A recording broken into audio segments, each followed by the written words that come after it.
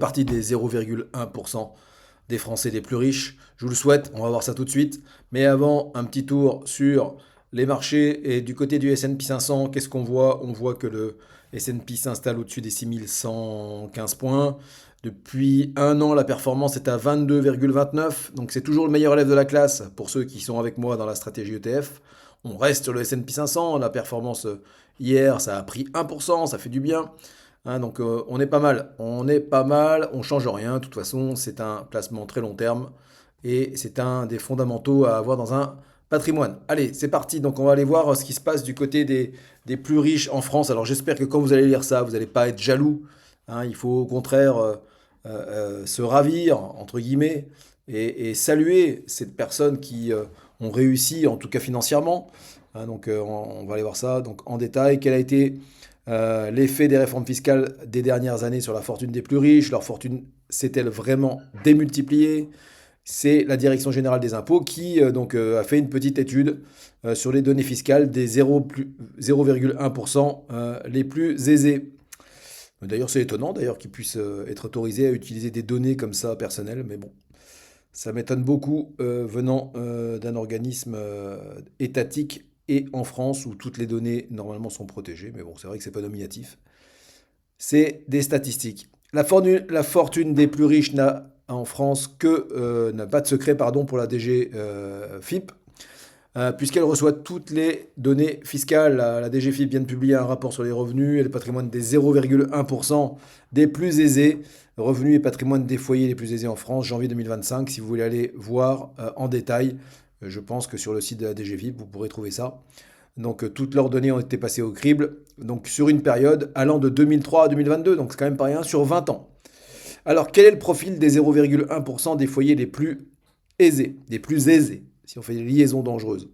Il représente 74 500 foyers que ce rapport classe en deux catégories principales. On a les THR et les THP. Alors les THR, ce sont les foyers à très haut revenu. Ce sont ceux qui ont comme son nom l'indique, qui gagnent très bien leur vie de par leur revenu du travail ou peut-être leur revenu du patrimoine. Et puis on a les foyers à très haut patrimoine.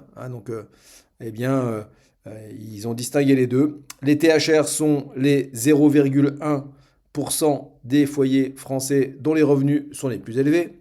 Donc ils sont environ 40 700 foyers en 2022. Et ils perçoivent en moyenne, tenez-vous bien, bravo encore à eux, plus d'1 million d'euros par an contre la moyenne en France des revenus. C'est 32 000 euros en moyenne pour les autres foyers fiscaux.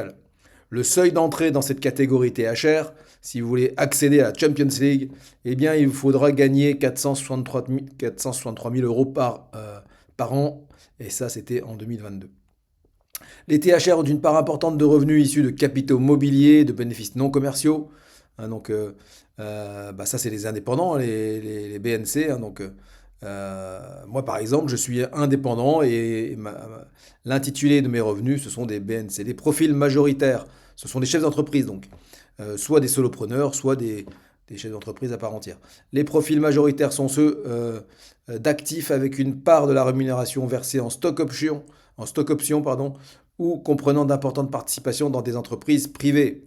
Les traitements et salaires arrivent en deuxième position de revenus des THR. Donc c'est intéressant de voir que les salaires arrivent derrière les revenus mobiliers ou BNC.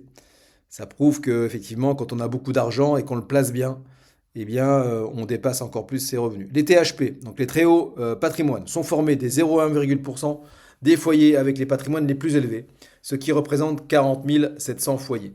Le patrimoine immobilier moyen des foyers THP s'élève à 4,6 millions d'euros en 2022, contre 250 000 donc pour la moyenne des foyers français. Ces 40 700 foyers THP possèdent 1,8% du patrimoine immobilier des ménages français pour un total de 187 milliards d'euros. Parmi ces foyers les plus aisés, environ 9% sont à la fois THR et THP en 2022, ce qui représente 6 900 foyers.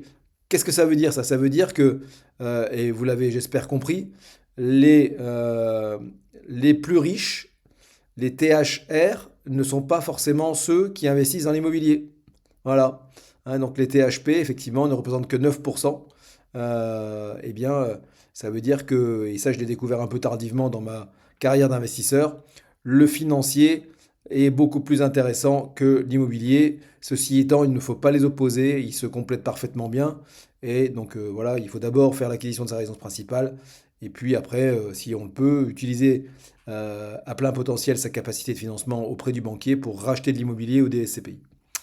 Les 75 000, on va dire 75 000 les plus aisés, sont en très, très grande majorité propriétaires de leur habitation principale, ça évidemment. Ils sont aussi davantage en couple et sont majoritairement plus âgés que le reste de la population. C'est aussi très logique.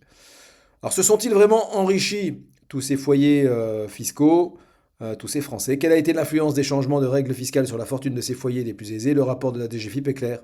Oui, les 0,1% les plus riches se sont bien enrichis ces dernières années. Ben pourquoi? Parce que depuis 20 ans, les marchés financiers ont connu une véritable hausse, augmentation. Donc si vous avez bien investi sur 20 ans, c'est ce qui va vous arriver à votre niveau, à vous, hein, de revenus et de patrimoine, si vous êtes rentré dans la stratégie ETF que je propose à mes clients sur le long terme.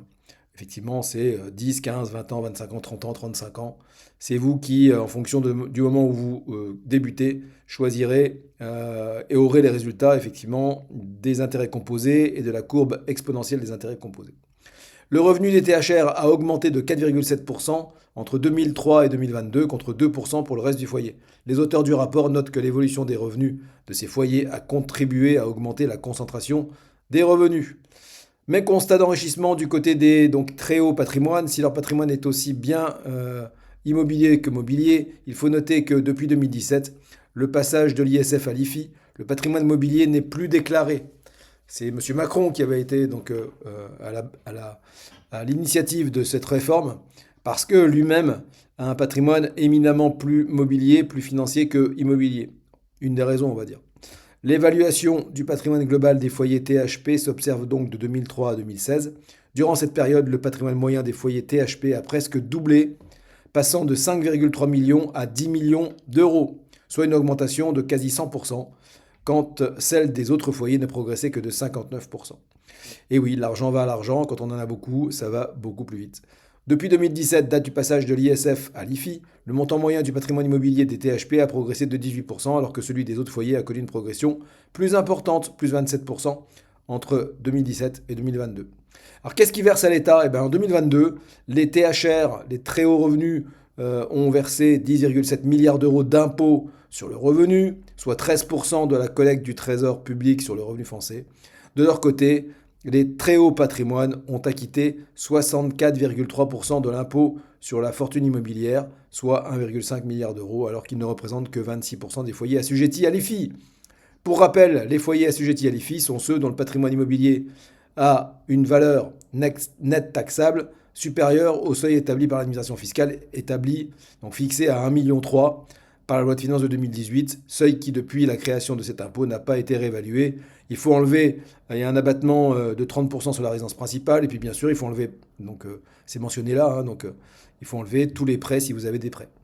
Voilà, je vous dis à très vite. Si vous avez aimé cette vidéo un petit peu divertissante, eh bien, n'hésitez pas à la liker, et à très vite pour des sujets qui vous concernent davantage, mais je trouve que c'est inspirant de voir comment donc investissent et de voir comment quels sont les volumes, quels sont les chiffres parmi les plus riches en France. À très vite.